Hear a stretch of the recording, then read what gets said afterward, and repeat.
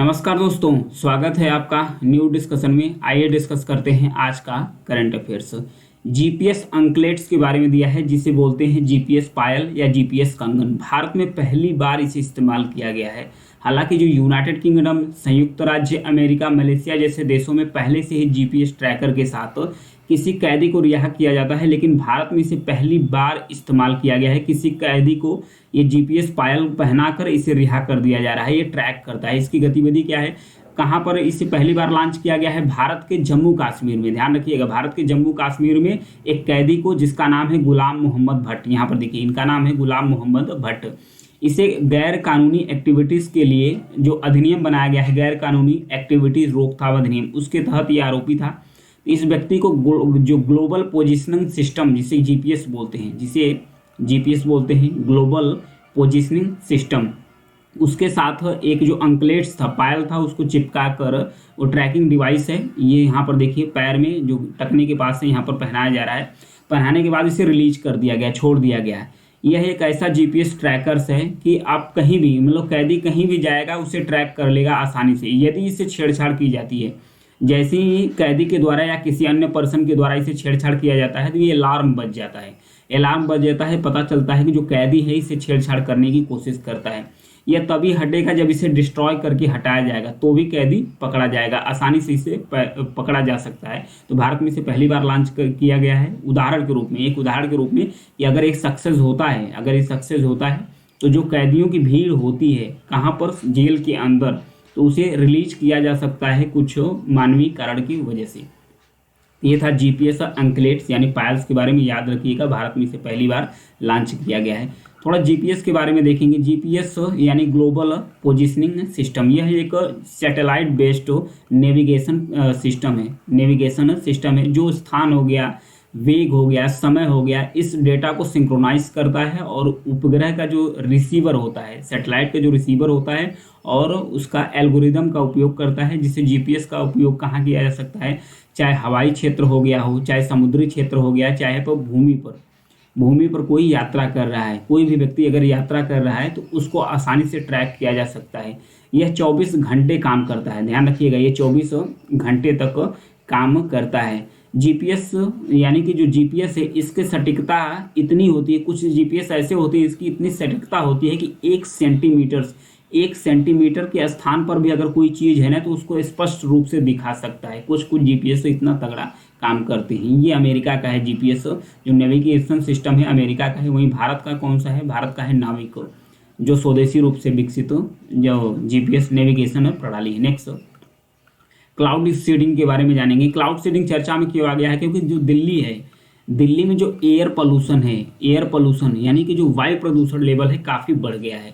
तो दिल्ली में जो एयर पोल्यूशन है यानी कि वायु प्रदूषण है, उसे कम करने के लिए, वायु प्रदूषण को कम करने के लिए इस टेक्निक का इस्तेमाल किया गया है, जिसका नाम है क्लाउड सीडिंग। क्लाउड सीडिंग में करते क्या है, एक प्रोसेस है, इसमें इस्तेमाल करते हैं सिल्वर आयोडाइड का। ध्यान रखिएगा, सिल्वर आयोडाइड का इस्तेमाल करते हैं। उसके बाद जो ड्राई आइस होता है यानी कि जो सूखा बर्फ होता है उसका भी इस्तेमाल करते हैं क्लाउड सीडिंग के लिए। ये होता क्या है, इसमें आर्टिफिशियल यानी कृत्रिम वर्षा होती है। कैसे होती है, थोड़ा सा क्लाउड सीडिंग के बारे में जानते हैं। यहाँ पर देखिए, सिल्वर आयोडाइड लेंगे, सिल्वर आयोडाइड्स को करते हैं क्या है, प्लेन के माध्यम से इसको बादल में छिड़काव करते हैं। जहाँ पर इसे बारिश करानी होती है उस बादल में इसका छिड़काव किया जाता है। तो ये जो सिल्वर आयोडाइड्स होता है, बादल में जो नमी होती है, नमी और जो पोल्यूशन लेवल कण होते हैं वो आपस में चिपका लेते हैं।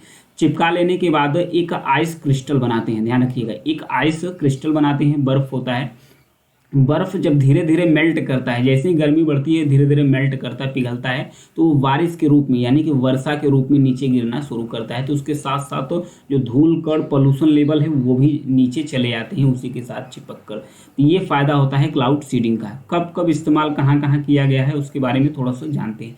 सबसे पहले जो यूएई है, यूएई यानी कि जो संयुक्त अरब अमीरात है, इसके द्वारा यूज किया गया है क्लाउड सीडिंग का। किसके लिए किया गया है, वहाँ पर जो कहते हैं जो एरिड एरिया है, एरिड यानी कि जो सूखा एरिया था यूएई के अंदर, संयुक्त अरब अमीरात के अंतर्गत, वहाँ पर इस्तेमाल करके यूएई के द्वारा बारिश कराया गया था। वहीं चाइना के द्वारा जो बीजिंग ओलंपिक हो रहा था 2008 में, चाइना के द्वारा जब बीजिंग ओलंपिक हुआ 2008 में, तो उसे संभावना था कि जो ओलंपिक है उसी सीजन में बारिश हो सकती है, तो उसी के लिए जब उसे संभावना थी कि जो जब ओलंपिक होगा तभी बारिश हो सकती है, तो थोड़ा पहले ही वहाँ पर बारिश करा दी ताकि मौसम साफ हो जाए। इंडिया के द्वारा क्लाउड सीडिंग का इस्तेमाल किया गया है महाराष्ट्र के सोलापुर में। महाराष्ट्र के सोलापुर में इसका इस्तेमाल किया गया है।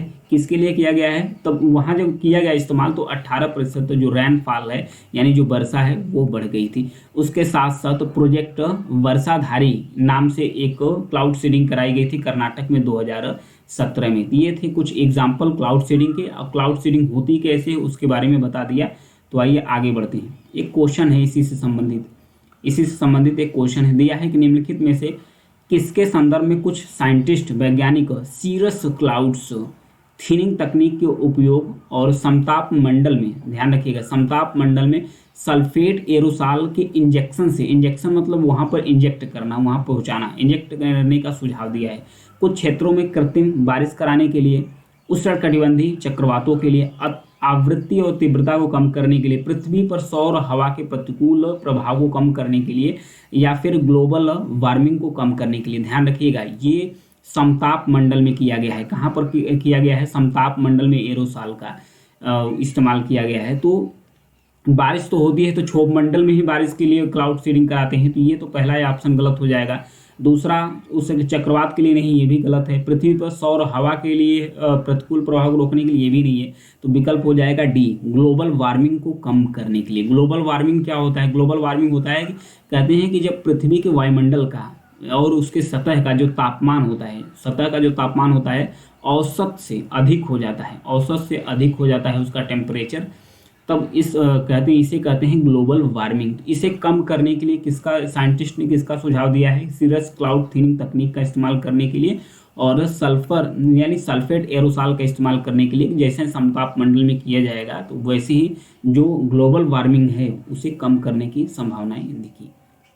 नेक्स्ट बढ़ेंगे, दिया है सॉवरेन ग्रीन बॉन्ड के बारे में दिया है। चर्चा में क्यों आ गई है? वित्तीय वर्ष 2024 के लिए, वित्तीय वर्ष 2024 के लिए जो सॉवरेन ग्रीन बॉन्ड था, इसके पहल के तहत इसकी 5 वर्ष की परिपक्वता, 5 वर्ष की जो परिपक्वता अवधि होती है उसके लिए नीलामी की गई। तो ये निवेशकों को अच्छी रुचि के साथ आकर्षित किया, मतलब निवेशक को काफ़ी ज़्यादा आकर्षित किया जो सॉवरेन ग्रीन बॉन्ड है। मतलब बहुत सारे निवेशक आए इस बॉन्ड को खरीदे।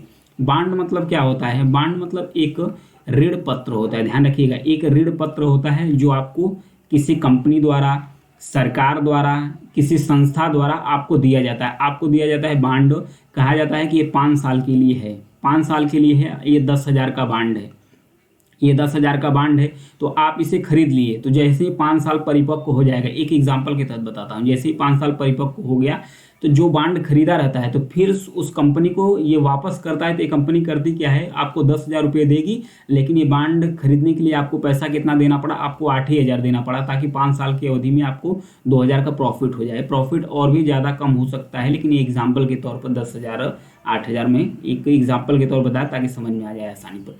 जो सॉवरेन ग्रीन इससे क्यों कहा जा रहा है? ग्रीन इसलिए कहा जा रहा है, ग्रीन बॉन्ड इसलिए भी कहा जा रहा है ताकि पर्यावरणीय अनुकूल कार्यों के लिए इसे जारी किया जाता है। पर्यावरणीय अनुकूल कार्यों के लिए इसे जारी किया जाता है। जैसे कि आपको अगर सौर पवन स्थापित करना है, सोलर सेल स्थापित करना है, या पवन ऊर्जा लगाना है, पवन ऊर्जा के लिए पवन चक्की लगाना है आपको, प्लस उसके बाद एग्रीकल्चर कार्य के लिए कि जो सौर पंप होता है, सूर्य से चलने वाला पंप होता है, ये पर्यावरणीय अनुकूल है, ये 0 कार्बन उत्सर्जित करते हैं, ये सब 0 कार्बन उत्सर्जित करते हैं। तो ये पर्यावरणीय अनुकूल काम हो गया। तो इसके लिए जो ग्रीन बॉन्ड है वो जारी किया जाता है, इसके लिए ग्रीन बॉन्ड जारी किया जाता है। तो ध्यान रखिएगा सॉवरेन ग्रीन बॉन्ड के बारे में। नेक्स्ट आगे बढ़ते हैं। आगे एक एक्सरसाइज है जिसका नाम है एक्सरसाइज बोंगो सागर 2023। यह एक द्विपक्षीय एक्सरसाइज है बोंगो सागर 2023। अभी हाल ही में इसका 4था संस्करण लॉन्च किया गया, बे ऑफ बंगाल में हो रहा है, उत्तरी बंगाल की खाड़ी में आयोजित किया जा रहा है। यह द्विपक्षीय एक्सरसाइज है। ये किसके किसके बीच में है? ये बीच में किसके है? भारतीय नौसेना है और उसके बाद जो बांग्लादेश की नौसेना है, भारतीय नौसेना है, बांग्लादेश की नौसेना है, दोनों के बीच में ये एक्सरसाइज कंडक्ट की जाती है, एक्सरसाइज बोंगो सागर 2023। इसके साथ साथ एक और एक्सरसाइज है जिसे बोलते हैं कार्पेट। एक्सरसाइज कारपेट है, ये पेट्रोलिंग एक्सरसाइज है, यह पेट्रोलिंग एक्सरसाइज है। तो ये जो पेट्रोलिंग एक्सरसाइज है इसका 5वां संस्करण है, इसका जो 5वां संस्करण है इसे भी लॉन्च किया गया, इसे भी साथ ही कंडक्ट कराया गया। ये भी किसके साथ है, ये भी भारत और बांग्लादेश नेवी के साथ ही कंडक्ट कराया जाता है। भारतीय नौसेना के कौन कौन से जहाज इसमें शामिल हुए, कुठार थी, किंटल थी, फिर उसके बाद गश्ती पोत एक डोर्नियर करके थी, डोर्नियर गश्ती पोत, ये सब इसमें शामिल हुआ था। ध्यान रखिएगा एक्सरसाइज यही है कि जो एक्सरसाइज बोंगो सागर 23 है वो किन देशों के बीच है, तो भारत और बांग्लादेश नौसेनाओं के बीच है। एक्सरसाइज जो कारपेट है ये किन देशों के बीच है, तो ये भी बांग्लादेश भारत के बीच ही है। और फिर उसके बाद अब बोंगो सागर का 4था संस्करण आयोजित किया गया, प्लस उसके बाद कारपेट का 5वां संस्करण आयोजित किया गया। ये कहाँ पर एक्सरसाइज कंडक्ट कराया जा रहा है, ये एक्सरसाइज कंडक्ट कराया जा रहा है, कहाँ पर कराया जा रहा है, ये कराया जा रहा है बंगाल की, उत्तरी बंगाल की खाड़ी में। वहीं जो बांग्लादेश की तरफ से जो जहाज लॉन्च हुई है, अब्रू बक्र है, अबू उबैदा है, ये सब इसमें लॉन्च किया गया है बांग्लादेश की तरफ से। आगे बढ़ेंगे, आइसलैंड के बारे में दिया है। आइसलैंड चर्चा में क्यों है, इसे बताया जा रहा है कि जो आइसलैंड है ये वर्तमान में जो भूकंपी गतिविधि है इसमें उल्लेखनीय वृद्धि हुई है, मतलब कि बहुत सारे भूकंप आए हैं। बताया जा रहा है कि 24 घंटे के अंदर 1400 भूकंप के झटके देखे गए हैं, 24 घंटे के अंदर 1400 भूकंप के झटके देखे गए हैं। और इसमें यह बताया जा रहा है कि अक्टूबर के अंत तक, यानी कि अक्टूबर महीने के अंत तक लगभग ये जो रेंजिन प्रायद्वीप है इस एरिया में 24,000 से अधिक भूकंप दर्ज किए गए हैं। तो सबसे पहले जानेंगे कि यहाँ पर भूकंपी गतिविधियाँ इतने ज़्यादा आदि कैसे हैं, कैसे आती हैं। तो यहाँ पर देखिए एक कटक के बारे में दिया है जिसका नाम है मध्य अटलांटिक कटक। यहाँ पर ध्यान रखिएगा जो मध्य अटलांटिक कटक ये है, मध्य अटलांटिक कटक यहाँ पर है, ये यहाँ से यहाँ तक गया है। ये है आइसलैंड, ध्यान रखिएगा ये है आइसलैंड, यहीं पर अधिक से अधिक भूकंप आ रहा है। तो जो मध्य अटलांटिक कटक है इसके वजह से आइसलैंड में सबसे बार बार भूकंप और सबसे ज़्यादा भूकंप आते हैं आइसलैंड में, इस कटक की वजह से। तो कटक की वजह से कैसे, क्योंकि ये है यूरेशियन प्लेट, ध्यान रखिएगा ये है यूरेशियन प्लेट, ये है उत्तरी अमेरिकन प्लेट। उत्तरी अमेरिकन प्लेट की सीमा और जो यूरेशियन प्लेट की सीमा ये कहाँ से लगती है, मध्य अटलांटिक कटक से लगती है। तो जब कटक से लगती है तो जैसे ही ये प्लेटें चलती हैं तो एक दूसरे से इसमें घर्षण होता है, घर्षण होने के कारण जो भूकंप की गतिविधि है वो आइसलैंड में ज़्यादा दर्ज करने को देखने को मिलती है। ये कटक क्या होता है, जो मध्य अटलांटिक कटक है ये बेसिकली जो अटलांटिक महासागर है, ये जो अटलांटिक महासागर है तो अटलांटिक महासागर के बीच में एक पर्वतीय श्रृंखला है, एक पर्वतीय श्रृंखला का भाग है। जैसे कि वो मेड़ टाइप का आकार नहीं होता वैसे ही समुद्र के अंदर ही है एक मेड़ टाइप का उठा हुआ स्थान है जिसे कटक के रूप में जाना जाता है, इसे कटक के रूप में जाना जाता है। ये था रीजन। नेक्स्ट अंतर्राष्ट्रीय व्यापार मेले के बारे में दिया है। अंतर्राष्ट्रीय व्यापार मेले, तो जो भारत का अंतर्राष्ट्रीय व्यापार मेला है इसका 42वां संस्करण हाल ही में इसे स्टार्ट किया गया है। ये दिल्ली के प्रगति मैदान में इसे स्टार्ट किया गया है, ध्यान रखिएगा दिल्ली के प्रगति मैदान में स्टार्ट किया गया है। यह मेला 14 नवंबर से 27 नवंबर के बीच चल रहा है। यह मेला कितने दिन चल रहेगा, 14 से 27 नवंबर के बीच में इस मेले को चलेगा। ये 27 तारीख आखिरी मेला है। इसका उद्घाटन किसके द्वारा किया जा रहा है, सबसे बड़ा क्वेश्चन एक बन जाएगा। इसका उद्घाटन एक केंद्रीय मंत्री है, केंद्रीय वाणिज्य और उद्योग राज्य मंत्री है जिनका नाम है अनुप्रिया पटेल, उनके द्वारा इसका उद्घाटन किया जा रहा है। ये 42वां संस्करण है, ध्यान रखिएगा।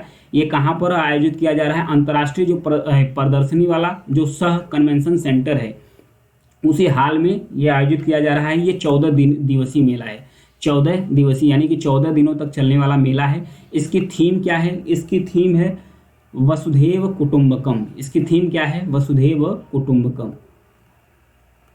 नेक्स्ट बढ़ेंगे आगे, सतत विकास उसमें दिया है। और भी प्रतिभागी कौन कौन से देश हैं, प्रतिभागी है मेले में भारत और विदेश से 3000 से अधिक प्रदर्शक इसमें भाग ले रहे हैं।